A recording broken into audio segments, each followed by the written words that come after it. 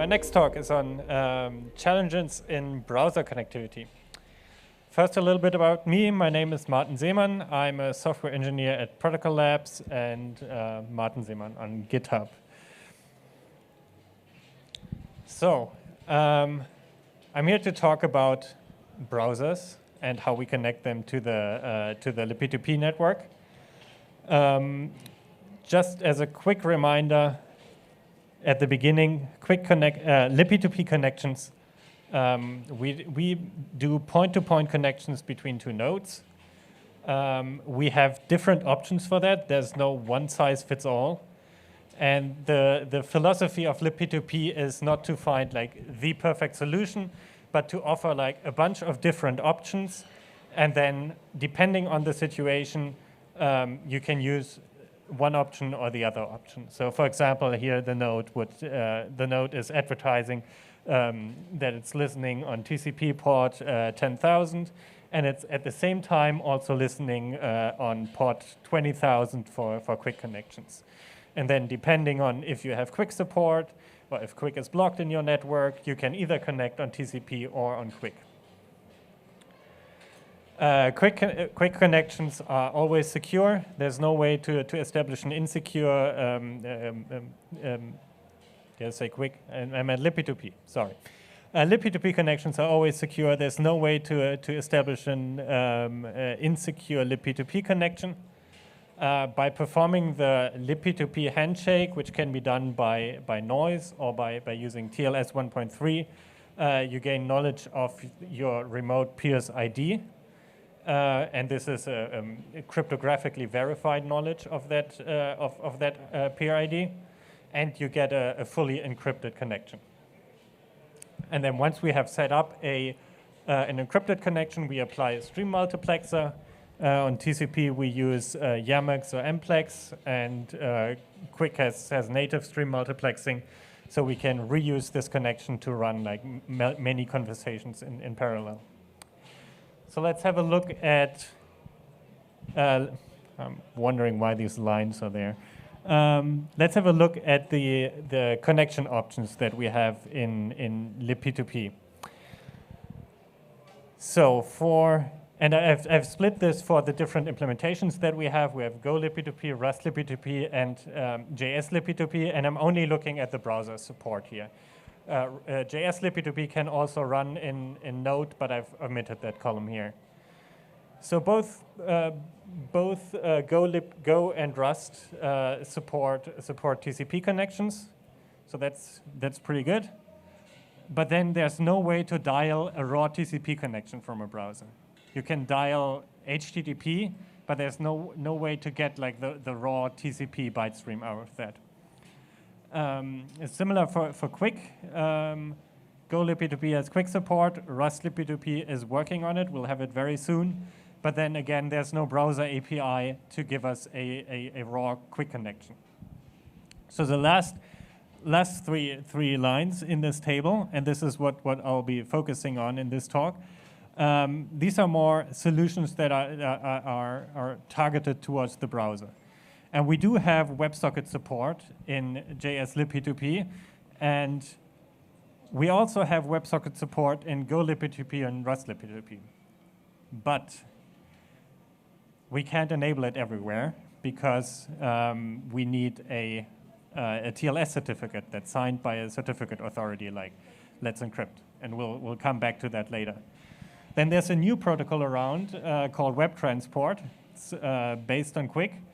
We do have a proof of concept implementation in Go libp2p and in JavaScript. So there's some exciting stuff coming up.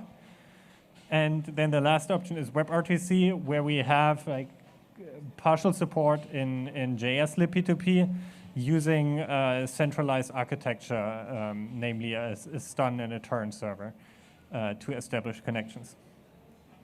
So WebSockets. WebSocket is a pretty old protocol. The RFC was published in 2011. And it allows the browser to first establish an HTTP connection, and then to like upgrade this connection to a TCP byte stream, or to a full duplex byte stream. And this is also possible over HTTP2 and has been specified in 2018. So when you're writing the JavaScript code in the browser, this is how this looks like. You call just a new WebSocket and pass in this, this URL that starts with a WS. And what the browser then does is it establishes a TCP connection. It sends a GET request with an upgrade header. And the upgrade header says, I would like to upgrade to the WebSocket protocol. And then the server can decide, like, yes, I want to do this. And it then just sends like an HTTP 200 response. And from that time on, everything that's sent on the HTTP connection is not HTTP anymore, but is just raw bytes. So now we have the full duplex stream. The problem with this is when I'm on an encrypted web page, and like 95% of websites today are loaded via HTTPS, and I try what I showed before, establishing a WebSocket connection to the WS server, I get this kind of error. The browser won't allow me to establish an insecure connection to a remote server. And the browser doesn't know that after we have this insecure connection, we would do our own TLS or noise handshake in libp2p and do our stream multiplexing stuff. The browser just sees like this is an unencrypted connection and this is not secure. And it's just not possible to establish it. So what you can do is you can use a WSS URL, and then the browser will go and establish an HTTPS connection, which you then can upgrade to the raw TCP byte stream. But then you need a CA signed certificate for this. If you use a self-signed certificate, you'll get the same error.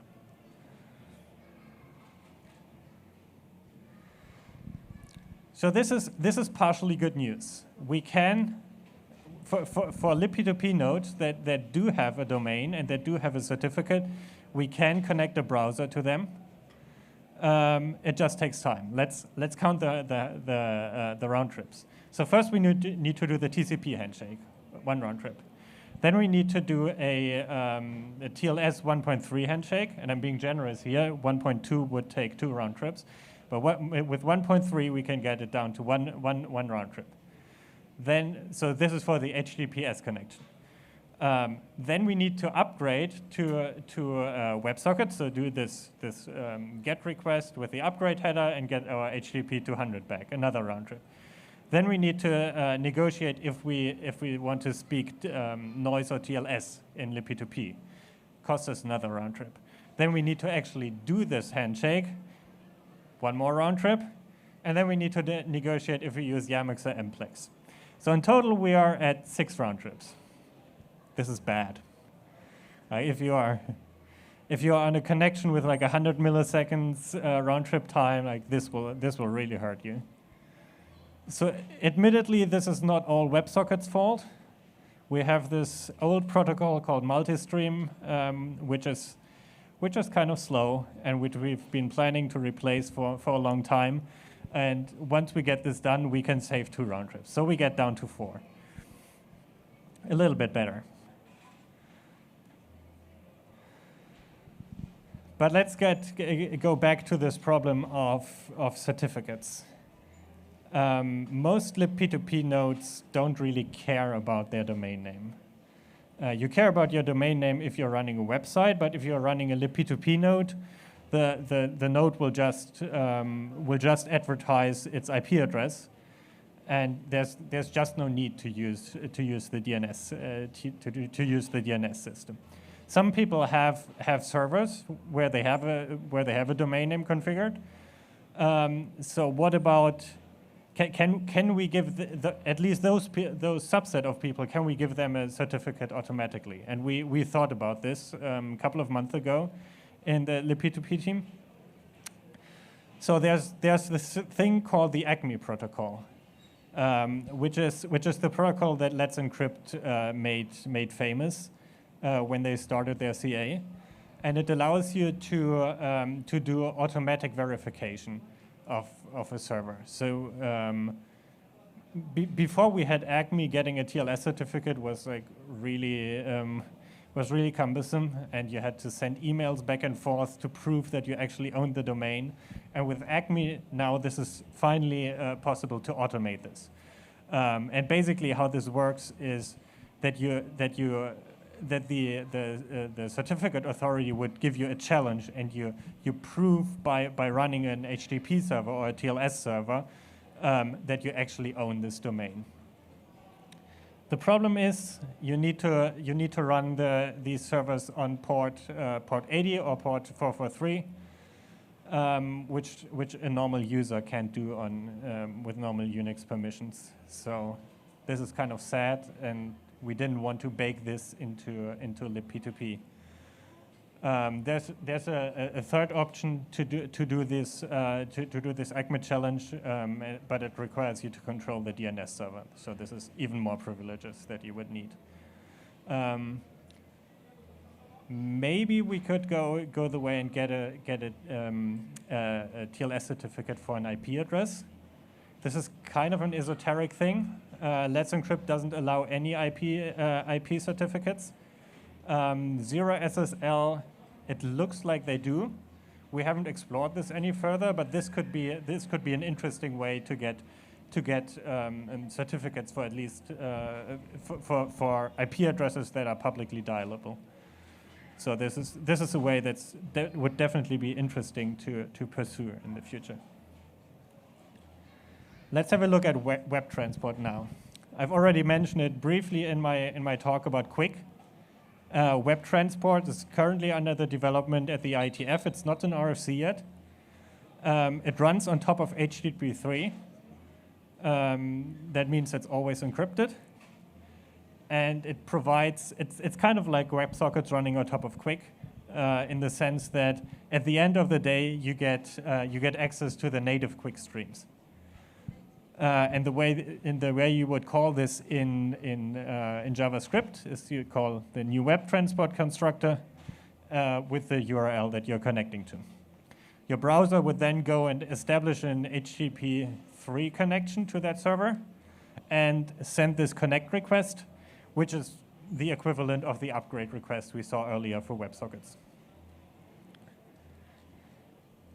So from the security properties, this is basically the same as WebSockets, and this is why for a long time we were not really interested in this. We were like, yeah, we know this will be exactly the same as WebSockets. We can basically ignore this new protocol. But then we found out, and this is a change that just happened earlier this year. That was in January or February.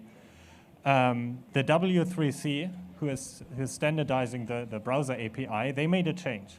And they said, OK, you can connect to a server that has a valid certificate, but we'll add a second option. You can now also accept a certificate, a self-signed certificate, if you know the hash of that certificate in the first place. So this is originally intended for short-lived virtual machine deployments, where you like spin up a machine. This machine doesn't even necessarily have a domain name. It doesn't go to a CA to get a certificate, but you give it you just give it a key and generate a certificate, a self-signed certificate. And then you can ship that hash of the certificate to your clients, and they are now able to establish connections to that server. But this is exactly what we need in libp2p, right? We already have a way to include this kind of information into addresses. It's our multi-addresses, and this is how this could look like in libp2p. So you could say you have a WebTransport address, and then you just add the certificate hashes to that address. And now, when I give the browser this multi-address, it has everything it needs to connect to this node. There are a few caveats. So one is that the certificate must not use an RSA key. I'm not really sure where this comes from, but it's definitely not a problem for us. RSA keys are big anyway, and we prefer smaller keys. The other one is that the certificate must be short-lived. And now you can see like where this is coming from these short-lived virtual machines.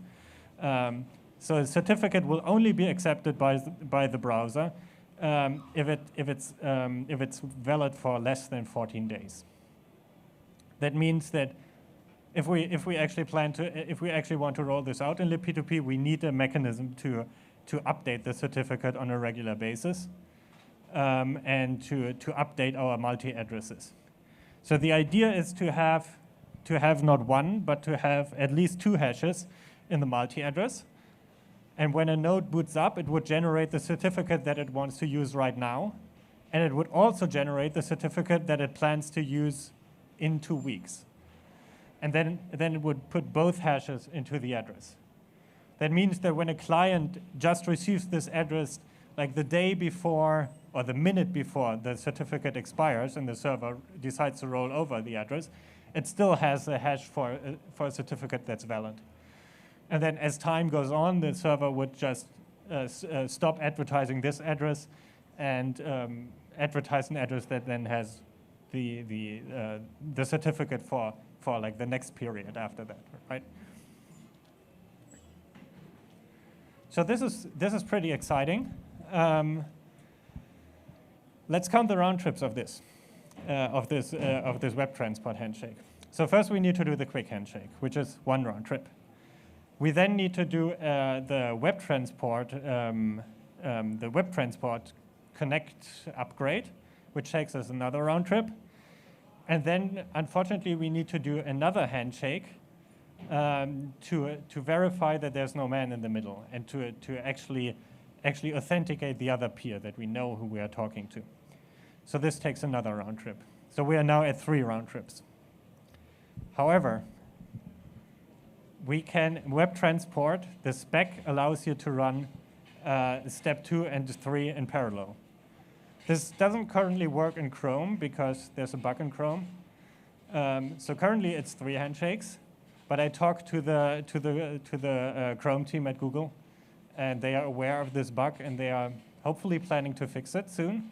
So once that's fixed, we're down to 2 round trips, and this is pretty great. Like, a fully established libp2p connection in just 2 round trips is awesome.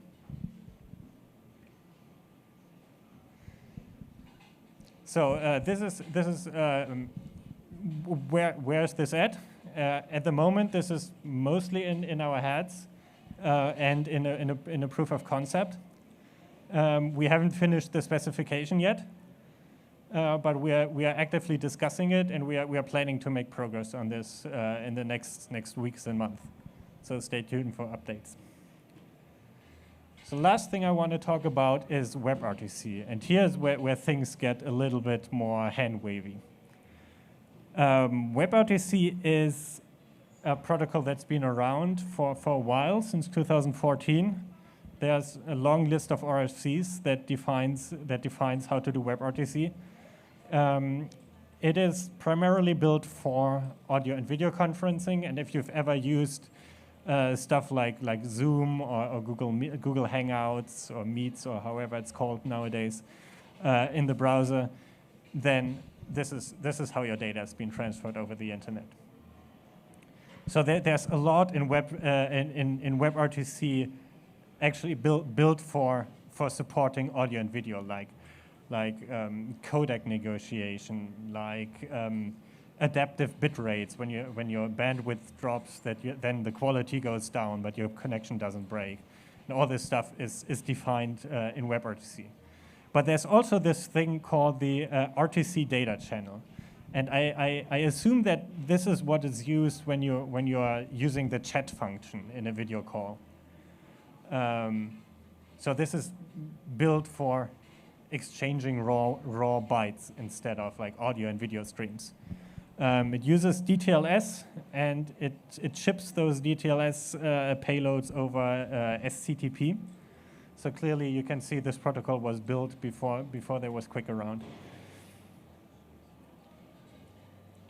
So the idea is to use that we can make use of the WebRTC data channel. That we can we just ignore for libp2p. We just ignore the audio and the video capabilities, but we just use the WebRTC data channel. And once we have this data channel, we could run a handshake on top of this and exchange libp2p data and basically have streams. So let's look at how to establish a WebRTC connection. Connections are established by exchanging something that's called the SDP, which is the abbreviation for Session Description Protocol. It is basically a thing that lists like my IP address is this, my port is that, I support the following audio codecs and video codecs, and by the way, I'm also going to use this self-signed certificate to secure the connection. So, and then when you want to establish this connection, both peers need their remote SDP, and then they know which address to dial and then which codec to use on the audio and the video channel and whatnot. Interestingly, the WebRTC specification doesn't say anything about how to exchange this SDP. They say like this is not our responsibility. We just assume that you have your peers' SDP. So you can do it. You could in principle send the SDP via WhatsApp.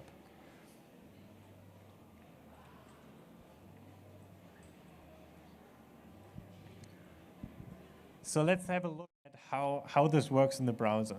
And this is where things get a little bit tricky again. The browser allows you to generate a self-signed certificate.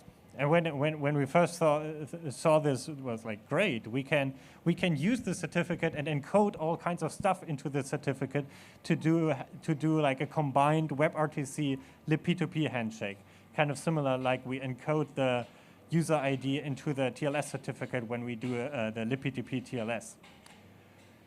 But then, unfortunately, that's not possible, because this is the only thing that the browser allows you to configure. This is the only parameter that the generate certificate function takes, and you can specify the key generation mechanism. So if you want an RSA certificate or an ECDSA certificate, that's basically all you can configure.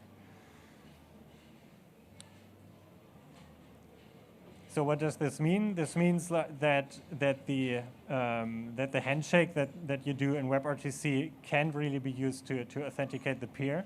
We will definitely need like some kind of secondary handshake once we have established a WebRTC connection. Kind of like we also need the noise handshake when we have a WebTransport connection. There's also an identity specification for WebRTC published by the W3C. It's from 2018, and this could when we saw this, we initially thought, yeah, maybe we can make this work and use this WebRTC identity tool to exchange peer IDs. But then it's only implemented by Firefox. And this now is more than 4 years old, so probably the other browsers are just not interested in implementing this specification. I haven't actually talked to them, so maybe we'll be surprised, but for the moment we can't plan on using this one. So there's a lot of open questions for WebRTC, how we can actually make this work.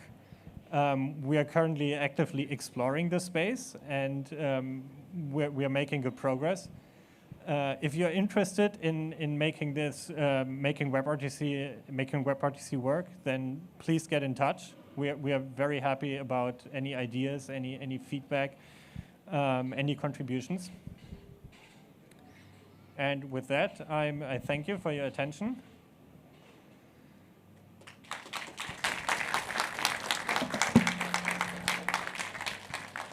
Thank you very much, Martin. We already have a first question.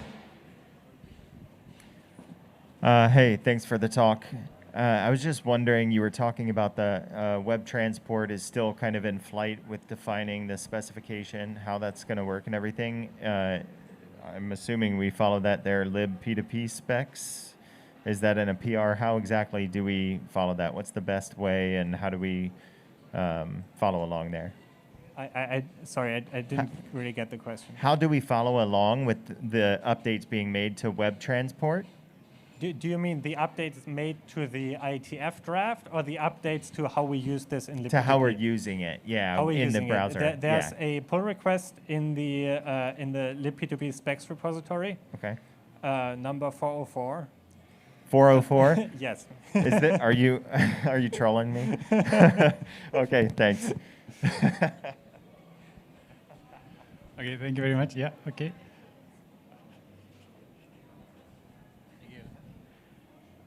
The certificate hash trick of WebTransport sounds like exactly the kind of thing that we're using it not what it's designed for, and that vendors would maybe even put behind a config flag or something like that at some point. Have you had a conversation with that group about using it this way to kind of ensure the legitimacy of that use case and that implementers know? I've mentioned it to people, yes. In Chrome, it's already implemented, and it's not behind any flags. So that's already, if we can just get Chrome to work over WebTransport, that's already a huge win considering Chrome's market share.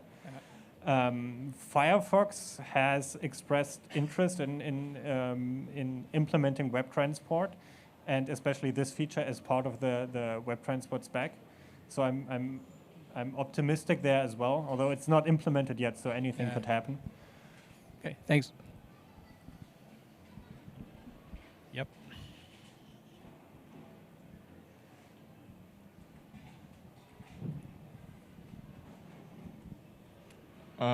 You have mentioned that the WebTransport solution is free round trips, but I don't see why you need to authenticate the noise stream at the last, because since you are, like, I guess the browser already checks the hash, so if you know the hash is valid, then you can just trust the browsers, no? Two things. The browser verifies the hash, but the server doesn't know anything about the browser. And libp2p connections assume that both peers know who they are talking to. So we need some way to for the server to learn about the client's peer ID. Second thing, the hash could be provided by an attacker, because the multi-address is not signed, right? It is just, or not necessarily signed. There are many ways a libp2p node can learn about a multi-address. So the attacker could just put the server's IP address and then the server's address and then its own hash. And the second question, you mentioned on SDP, for WebRTC, you can have a hack which is not up to spec, but some server can listen in an SDP, and the emitted SDP, since it's pretty follows the spec, it can use it to not have to exchange the SDP back. So like, you would have a Go server or not a browser that emit an SDP, and then the browser can use the SDP to connect directly without having to re-ingest the browser's emitted SDP. So you skip the exchange step, and like you could imagine, we just use this SDP, the server SDP inside the multi-address somehow, and then we would, like that would allow us for browsers to phone communication. Have you looked into that? Do you know? So I'm not entirely sure I understood your question, so let me know if I didn't answer it. So as I said, there's really a lot of stuff in the SDP, but most of the stuff we don't care about, all the audio and video stuff. So if we just know the peer's IP address and port and the certificate of the hash, that might be enough to guess what the SDP would be. So we might get around exchanging that SDP, and we could just like virtually generate one from the multi-address if we include the certificate hash in the WebRTC multi-address as well. That was not really my question, but that's an interesting point. It was more like, most of the information you get inside the SDP isn't really, I mean, all of them, like to get WebRTC working, if you just receive the connection from WebRTC and you don't mind it, you can just get all the information you need, like the hash and how to respond that way. And that you have some Go servers that does that. And so the Go server can accept WebRTC connection without just not needing the SDP. So it just receive it and it starts exchanging data. Yes, I think you're correct. If the server that you're running is under your control, which would be the case if you have the Go or the Rust implementation. If you're using WebRTC to connect two browser nodes to each other, then you don't control that validation algorithm. And I don't think that the browser would allow you to not have exchanged the SDP before. Yeah, so the way you do it is since the browsers get the first SDP from the server, the browser never realized that his SDP was not used. The browser just starts a WebRTC connection, and it works, and it doesn't really care why. It just works, and so that's how it works. Do you know, is it something interesting, or? So in your proposal, the browser would be the WebRTC server? No, the server will be like a desktop node, and the browser will respond to the desktop node SDP. I'm not sure I've entirely understood your question. Maybe we can take it offline. Yeah. Thanks a lot. Any other question for Marten? Well, if not, thanks a lot, Marten, for your presentation.